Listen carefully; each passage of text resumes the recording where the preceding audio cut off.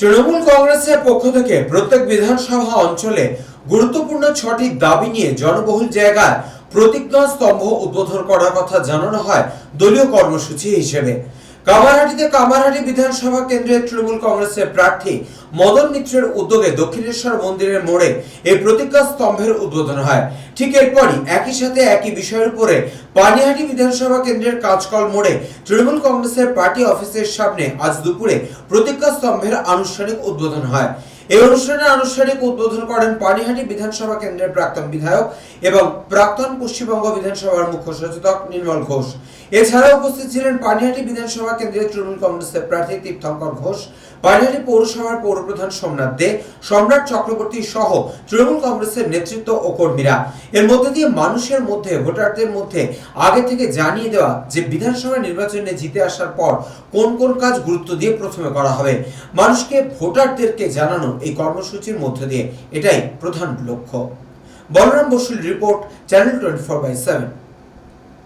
আলো, ট্রেন এবং নিকাশি ব্যবস্থা একে সুন্দর করে গড়ে তোলা, সঙ্গে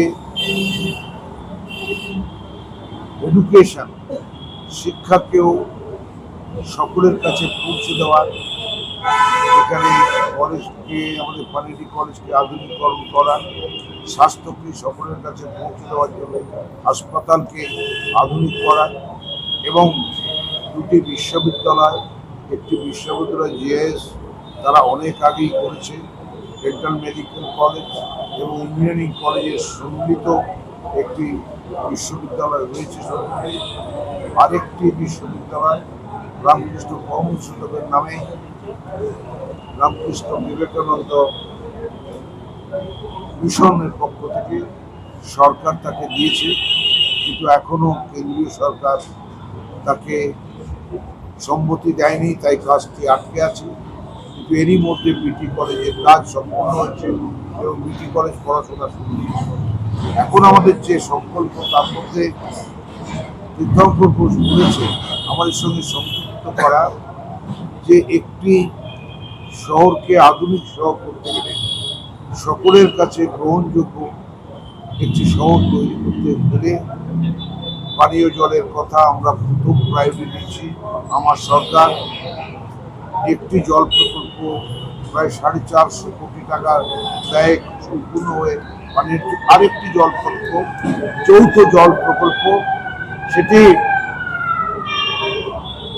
দমদম উত্তর এবং পানিহাটির জন্য 250 কোটি টাকা ব্যয়। আমাদের পানিহাটিতে এই কাজ 2027-এর মধ্যে সম্পন্ন হবে এবং পানিহাটিতে গঙ্গার জলে পরিশোধিত করে প্রতি বাড়িতে পৌঁছে দেওয়ার কাজ আমাদের এই 5 লক্ষের কাছাকাছি পানিহাটি পৌরাঞ্চলে এটা সম্পন্ন হবে।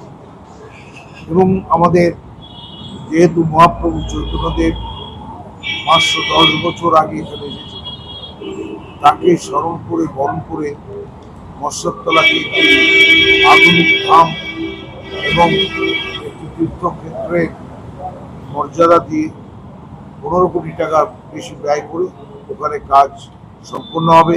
আমাদের অঙ্গীকার যেটা গত 30 বছর ধরে আমাদের পানিহাটির মানুষের দাবি ছিল, তাকে সামনে রেখে গত 15 বছরে মমতা বন্দ্যোপাধ্যায়ের নেতৃত্বে আমাদের সরকার জল নিকাশির ব্যবস্থার যে পর্যাপ্ত ব্যবস্থা করে উঠতে পেরেছে এবং আগামী বছরের মধ্যে 26-27-এর মধ্যে আমাদের পানিহাটিকে বর্ষার জলের পীড়া থেকে মুক্ত করা হবে। তীর্থঙ্কর বাকিটা বলেছে। এখানে কল্যাণী রোড আধুনিক ইন্টারন্যাশনাল স্ট্যান্ডার্ডের কল্যাণী রোড তৈরি হচ্ছে, তার পাশ দিয়ে যে নিকাশি ব্যবস্থা, ড্রেনেজ সিস্টেম তৈরি হচ্ছে, আমাদের এখানকার পানিহাটির যে নিকাশি ব্যবস্থা তার সঙ্গে যুক্ত করা হচ্ছে এবং সর্বশেষ ওই কল্যাণী রোডের তলায় আমাদের ওখানে 50 কোটি টাকারও বেশি ব্যয়ে আধুনিক পাম্পিং স্টেশন তৈরি হচ্ছে। এই সব মিলিয়ে শিক্ষাক্ষেত্রে, ভালো রাস্তা তৈরির ক্ষেত্রে, পানীয় জলের ক্ষেত্রে, বর্ষার জল থেকে মুক্তির ক্ষেত্রে এবং শান্ত একটা পরিবেশ, যে পরিবেশে আমরা সোদপুরকে সোদপুর ব্রিজ থেকে একটি অল্টারনেটিভ রাস্তা আমরা তৈরি করতে পেরেছি, যাতে প্রায় 8 কোটি টাকা ব্যয় হচ্ছে এবং সেই কাজ একফোর্ট রোড থেকে কদমতলা গোলা মেইন রোড সোদপুর গোলা রোডের সঙ্গে যুক্ত হচ্ছে। এমনি করে পানিহাটিকে আধুনিক রাস্তা পেভার ব্লক দিয়ে এবং সমস্ত রাস্তাগুলোর সঙ্গে নিকাশি ব্যবস্থাকে যুক্ত করে, যেমনি করে বিটি রোডে 6 লেন হয়ে নিকাশি ব্যবস্থাকে যুক্ত করেছে। এবং আমাদের সরকার, মমতা বন্দ্যোপাধ্যায় সরকার একটি সংকল্প যে 111 পানিহাটিকে যে আধুনিকতম শহর তৈরি করার। এবার তীর্থঙ্কর ঘোষ দল তাকে দায়িত্ব দিয়েছে।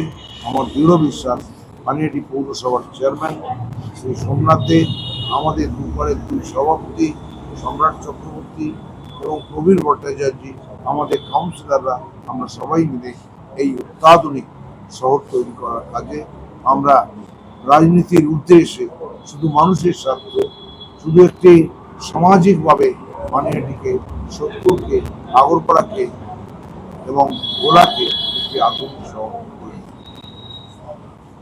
সকলে সমবেত হয়েছি আমাদের দলের প্রার্থী মাননীয় মুখ্যমন্ত্রী মমতা বন্দ্যোপাধ্যায় আশীর্বাদ ধন্য এবং আমাদের সর্বভারতীয় তৃণমূল কংগ্রেসের সাধারণ সম্পাদক সাংসদ অভিষেক বন্দ্যোপাধ্যায় আশীর্বাদ ধন্য প্রার্থী তীর্থঙ্কর ঘোষের হয়ে পানিহাটির জন্য তৃণমূলের যে প্রতিজ্ঞা আপনারা শুনলেন, আমাদের প্রার্থী তিনি বক্তব্য রাখলেন। আমাদের মাননীয় বিধায়ক কাছবাড়ের পশ্চিমবঙ্গ সরকারের মুখ্য সচেতক তিনি তার বক্তব্য রেখেছেন। আমি শুধু একটাই কথা বলবো, পানিহাটিকে আগামী দিনে, আগামী 6 মাসের মধ্যে পানিহাটির আমূল পরিবর্তন আমরা তীর্থঙ্কর ঘোষের হাত ধরে পৌরসভা এবং সমস্ত কাউন্সিলর, পানিহাটির 5 লক্ষ মানুষকে সঙ্গে নিয়ে আমরা করব। আমরা শুধু মানুষের কাছে এইটুকু বলতে চাই, আপনাদের প্রতিদিনের যে নাগরিকত্ব থাকাটা, এই নাগরিকত্বকে বাঁচিয়ে রাখতে, আপনাদের বাংলার কৃষ্টি সংস্কৃতিকে বাঁচিয়ে রাখতে, বাংলার অস্মিতাকে বাঁচিয়ে রাখতে, আপনাদের নিজেদের স্বার্থে আগামী দিনে মাননীয় মুখ্যমন্ত্রী মমতা বন্দ্যোপাধ্যায় জিতবে, এ ব্যাপারে কোনো রকম ভুল নেই। 4র্থবারের জন্য তিনি পশ্চিমবঙ্গের মুখ্যমন্ত্রী হবেন। আমরা চাই পানিহাটি থেকে উন্নয়নের বার্তাটাও মমতা বন্দ্যোপাধ্যায়ের কাছে পৌঁছে যাক তীর্থঙ্কর ঘোষের মাধ্যমে। আগামী দিনে তীর্থঙ্কর ঘোষকে আপনারা বিপুল ভোটে নির্বাচনে জয়লাভ করান এবং বিজেপি এবং সিপিএম এর অপপ্রচারের জবাব দিন। উন্নয়নই হচ্ছে একমাত্র তার মুখ্য জবাব, এবং তীর্থঙ্কর ঘোষকে আপনারা বিপুলভাবে জেতাবেন। আমরা এতে আগামী দিনে পানিহাটির উন্নয়নকে আরো অধিকতর জায়গায় নিয়ে যাব এবং উন্নততর পানিহাটি, মা বোনেদের পানিহাটি, ছাত্র যুবর পানিহাটি, শ্রমিক কৃষকের পানিহাটি, বাংলার সকলের পানিহাটি আমরা আগামী দিনে তৈরি করব। বিধানসভা কেন্দ্রে আমরা পৌঁছে দেব। আপনারা এই ইশতেহারে দেখতে পাবেন পানিহাটির নাগরিক জীবনকে স্বাচ্ছন্দ্যে আনার জন্য যখন আমরা বিপুল পরিমাণে রাস্তার কাজ করছি, প্রায় 120 কোটি টাকার রাস্তা পানিহাটিতে চলছে, কাজ চলছে। কিছু কাজ শেষ হয়েছে, কিছু কাজ সবে শুরু হয়েছে, কিছু কাজ মাঝামাঝি জায়গায় আছে। এর বাদ দিয়েও আমরা পানিহাটি মানুষের জন্য যে সমস্যাটা আছে, যে সলিড ওয়েস্ট ম্যানেজমেন্ট নিয়ে বা মানুষের তৈরি বজ্র পদার্থ, সেটাকে কিভাবে শহর থেকে দূরে সরিয়ে দেওয়া, তার যে পদ্ধতি, সেখানে আমরা কি পদ্ধতি অবলম্বন করতে চলেছি সেটা মানুষকে আমরা জানান দিতে।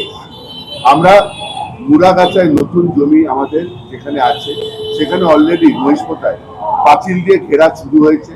সেখানে একটি solid waste management treatment plan আমরা তৈরি করব এবং রামচন্দ্রপুরের যে এক্সিস্টিং ট্রেঞ্চিং গ্রাউন্ড, সেটি অলরেডি খালি করে দেওয়া শুরু হয়েছে।